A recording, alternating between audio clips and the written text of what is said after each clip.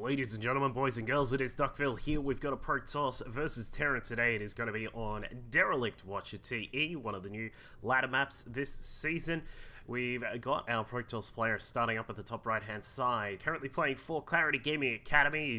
We've done quite a lot of VODs of him lately, just because he's quite a quality player to watch. Of course, if you're a Protoss player, you might want to check him out. He's got a replay pack, a few of them actually, up on teamliquid.net, with his very, very macro-based style. Always looking to play patient sorts of games, very long-term macro games, and it is, of course, Clarity Gaming's Bones. You can find him on Twitter over at Clarity Bones on Twitter. Also on Twitch at, Zeppelin535 if I remember correctly. Yeah, streaming a little bit over there. Of course, a lot of the Clarity Gaming guys also streaming as well, so please feel free to jump onto their streams. Down at the bottom left-hand side is our blue Terran player. No team or anything like that. Perhaps a Smurf, perhaps not. I do not actually know. It is Analfire, so someone's been having some hot curry recently, apparently.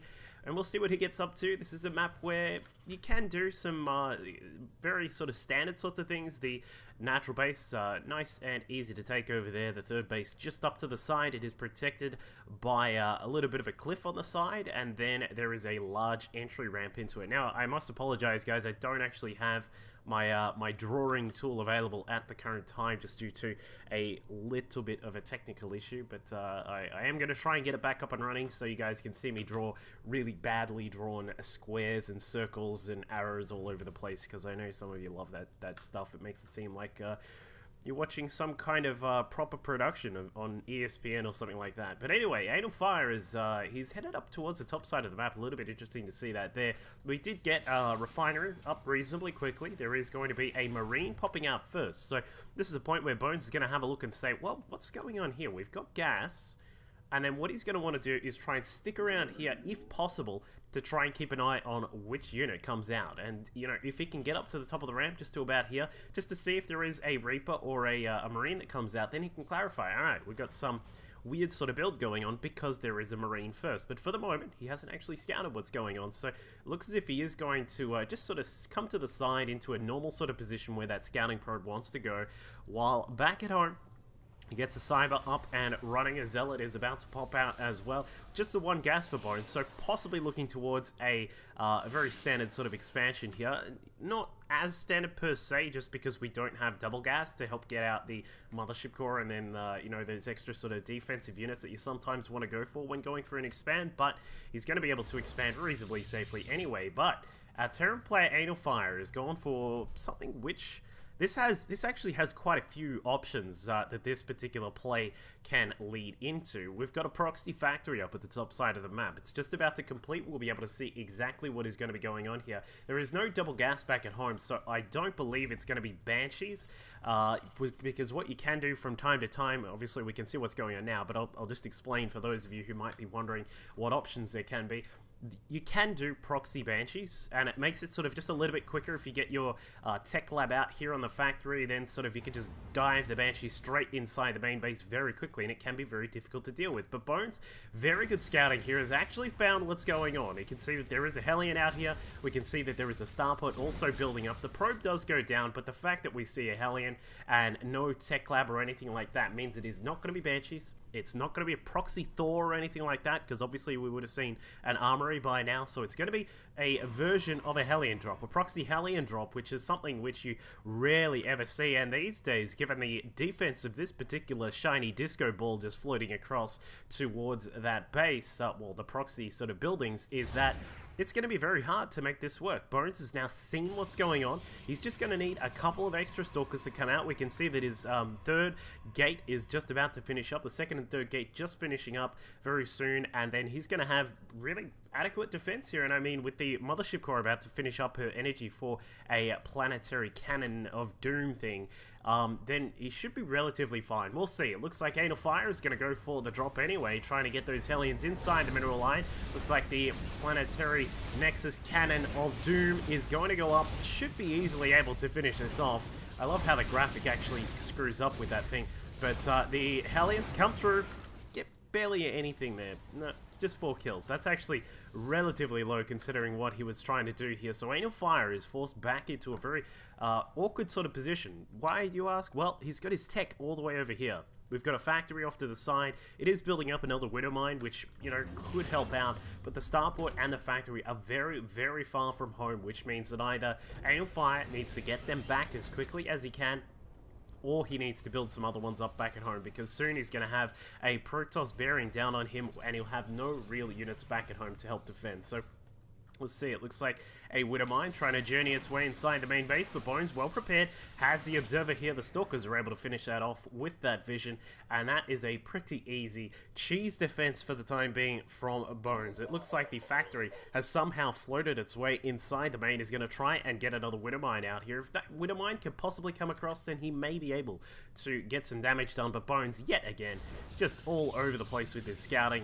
I thought he was going to do, there's something really cheeky you can do, which some people like to utilize, is to, you can sort of pylon wall off a building like this, like a proxy building, and not actually let it get those units out. But the widow mine does pop out. There is a zealot here to try and defend, but the zealot goes down straight away. Of course, zealots can't handle that massive damage from the widow mine, but the observer is here to spot. The widow mine goes down, and both editions of the cheese here from Analfire have gone through with relatively little damage. I mean, those Hellions were really looking to get around about 10 probe kills at a minimum, but they only got 4. They sort of go home a little bit sad. In fact, they didn't even go home. They're dead. That's how sad they are right now.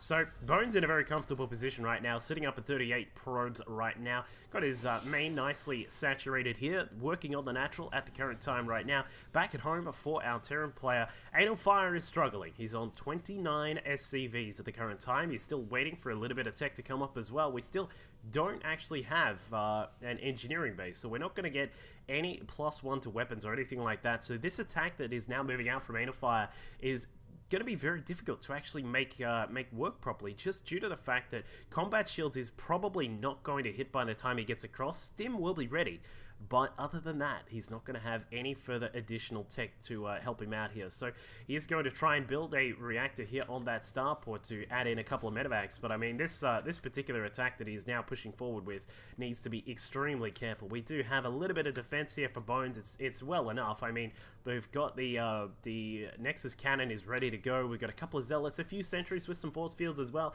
And it looks as if Analfire, he needs to be very, very careful here, because a couple of force fields on this ramp, and then things are not looking good for you. There you go. Doesn't actually go for like a full block off on the units. I do like that decision for Bones. What he did go for there was just to keep them out of there for the time being, just because he doesn't want that Terran coming in, because there is still quite a lot of damage that comes out of this force here. And as you can see, it looks as if he's going to try and push forward, but the planetary cannon doing a little bit too much. You can hear my battle deck going crazy right now, but the Colossus has come out. That is the end of that attack for now.